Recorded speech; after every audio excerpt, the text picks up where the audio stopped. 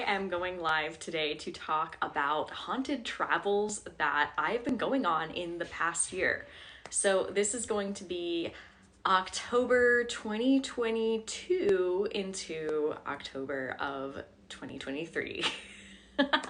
So before I start, I just want to say hi to everybody, and of course a big thank you to my Patreons, a huge thank you to my mods. They're likely signing on right now. Surprise live, everybody. I did not talk about this anywhere. I wasn't sure if I was going to be vibing with it today, and I woke up this morning, I was like, I really want to do that.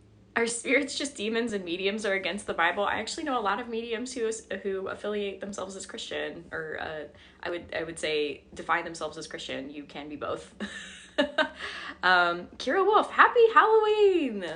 Ooh, which stands for woman in total control of herself. Thank you. I love that. Lyrical Wanderling. We got the USS North Carolina here, and that's the most famous, I would say, haunted place in North Carolina. The second famous also being the Mako Light, which if you're interested in learning about the Mako Light, I highly recommend checking out the Wilmington Railroad Museum's Facebook page. I was behind the camera trying not to cough and doing a live stream. It's going to be up for the rest of the month about.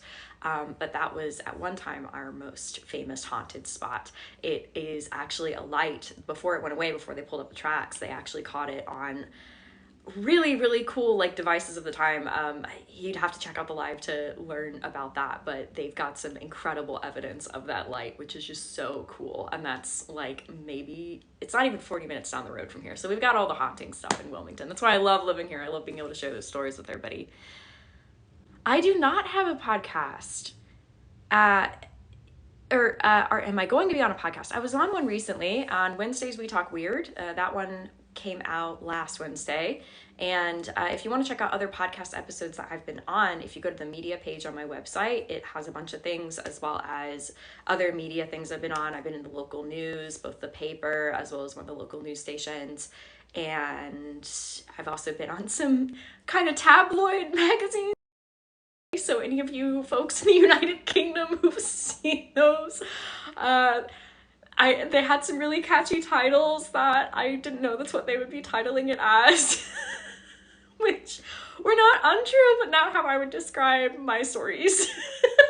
So I just laugh about it, and you know what? If it brings people to my page so they can actually see how I present myself, then so be it.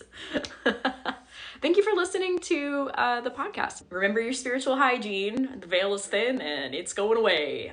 It's actually like pretty much say goodbye to it.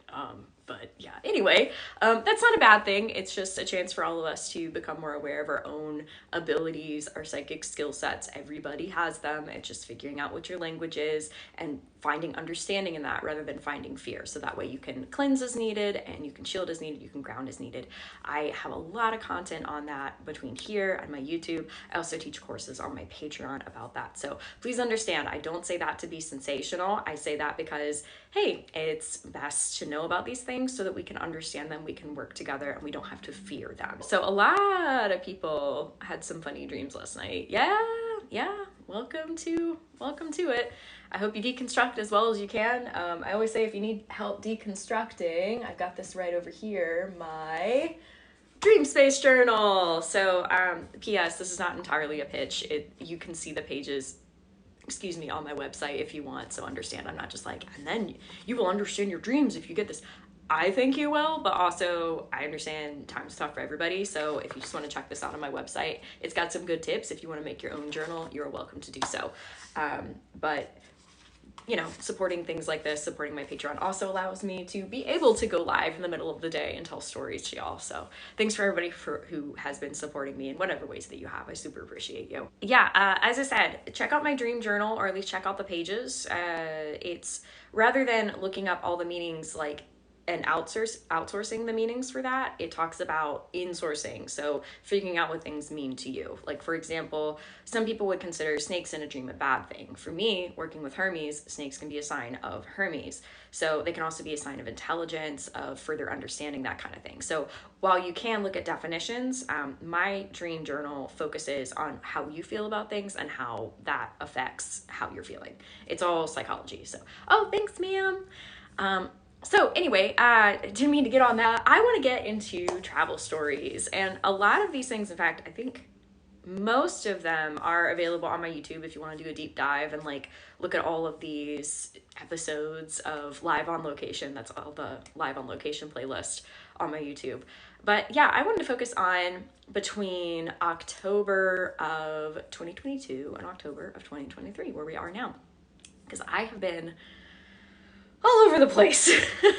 This has been a wild year. It's been certainly a year of exploration, of growth, of awareness, of just everything. I feel like I have done the things of at least a 3 to 5 year period all in one year. And I know I'm not the only one who feels that way. I know a lot of you feel like you've grown a lot this year.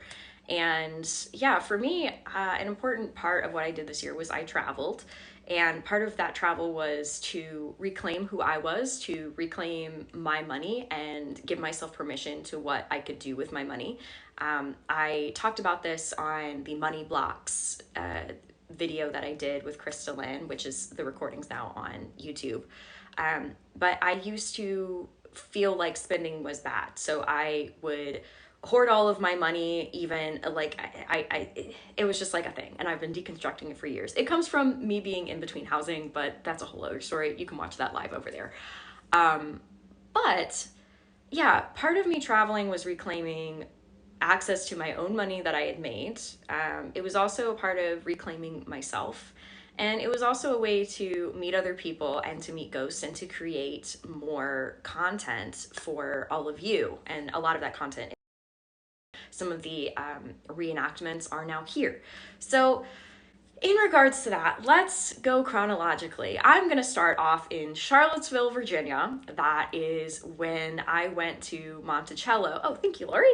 I went to Monticello with officially _ Catherine, who, you know, I'm very close with. So yeah, I'll be real. I did not expect to run into Thomas Jefferson's ghost there. Like, he's around. And I know that, I don't know, maybe that's something that people would assume would be going on there. I didn't know, especially because like we got to the property and I remember, oh my goodness, it was like the air got sucked out. Like we got on the property and it was just like this of a feeling. And I think a lot of that has to do with the residual energy of the treatment of enslaved peoples that were forced to work on the property. And of course, you can look into history on a lot of information on that. And I want to give a shout out to Monticello too, because in recent years, they've really started to dive in and tell the story of Black people who were living there and who were enslaved there. And I think that's super important because that is history too. And for so long, it was this sort of, oh, we don't want to talk about that. We don't want to talk about that. I remember, goodness, I think it was even 5 years ago, they were not really telling the story of the Black history that was there and, you know, continues to grow from there. So I appreciate that by the time I went, there was a full tour that was dedicated to Black history, which I really think is so important, especially to be able to give another perspective of the founding fathers. I think sometimes people will put this idea on them like they were perfect or something, and I don't think anybody's perfect, but we can't sweep that under the rug when many of them were enslavers. So shout out to Monticello for telling that story. I think that's really, really important. They gave a lot of information on that. Thank you, Michael, for that gift. Also, hi, people who are just joining. I'm telling travel stories. So yeah, we get on the property and it was like the wind got sucked out of us. And I made a video about that and both of us are just like I felt it in my gut. It was just a not great feeling. And go figure, when the feelings got really intense was in the parking lot area. I found out the parking lot area was where a bunch of unmarked graves were of these enslaved peoples. And once again, I'm so glad that Monticello is bringing attention to those people and also inviting the ancestors of those who were enslaved to come and spend time with those who were buried there and acknowledge that. So yeah, I think that was part of the feeling. And I will say I did go to that area. I didn't go to the grave sites of the people who actually lived in the house. I only spent time at the gravesite of those who were unmarked. And I knew it wasn't for me to go there. I did not go into that area, but I did stick to the outside of the fence, and I offered acknowledgement, I offered gratitude. And in places like that, I feel sometimes that's all we can do. And another thing we can do is we can talk about the history, we can acknowledge it. Thank you again for the gift, ma'am. So yeah, once again, our clairsentient feeling of feeling sickly was because that history still needs to be told. And I think we were picking up on a lot of that, as well as the energetic signature of the area of people having been wronged for a very long time. Now here's this flip of that. So we get up to Monticello proper, like the house, right? And it totally changes. The feeling totally changes. It was like this bubble on top of the house where we walked in, and it did not feel the same way at all. It felt very like prim and proper. There was like this woman who we later found out was Thomas Jefferson's daughter, which we didn't know at the time, but we were both like picking up on imagery, and when we saw a picture later, we were like, "What? That's her!" And then it made sense with the history of why she was there for so long. Like, it was a whole thing. So that was really validating, though she wasn't very nice to us, because we were like, "Hey, do you want to talk about the treatment of the people outside of this hill?" And she did not like that. Imagine that. So, anywho, we were walking around there. Thank you for the gift, Bowen. And there weren't like a lot of people outside at that time. Thank you, Jim. But we went inside, and it was actually Catherine who picked up on Thomas Jefferson, actually saw him with clairvoyance. And it was weird. He was like in a place that historically speaking he wouldn't have been, but I think now he's up there. It's like a closet above his bedroom. I feel like he goes up there to like look down at people. Which is so like extra. like, but yeah, it was an interesting sort of exchange. We didn't get into a lot of information. I did appreciate the efforts of the staff, the history that's being brought forward. I appreciated the interpreter who he came out as Thomas Jefferson, and he cared so much about history. I thought he was just a wonderful man. He goes between Monticello and Williamsburg. And that was really cool. I also found the spirit of Thomas Jefferson proper was judgy of that man. And I was like, that man is lovely. Like he's doing it. He's doing the work to preserve your memory. And you're sitting there saying how he's wrong about like little bit. He was nitpicking the interpretation. You know what I mean? Being like, I wouldn't have said it exactly that way, or like, that's not my voice, and that kind of thing. And both Theron and I were just like, really, dude? Like, chill. Monticello was a fascinating experience as a whole. It showed me a lot of how some things change over time and some things do not. Thomas Jefferson came into a lot of money. He had everything at his disposal as far as education and connections and travel and all of this stuff. And that's how he was able to be the inventor that he was. You know, people are often like, oh, he invented this and he invented that. And I'm like, yeah, because he had money and wealth, and he was a prominent white landholding and enslaver, and that's how he was able to do that. And I think a lot of times we take that history, we knock it under the rug because we're like, oh well, yeah, but no, it's important to talk about how he came into his wealth.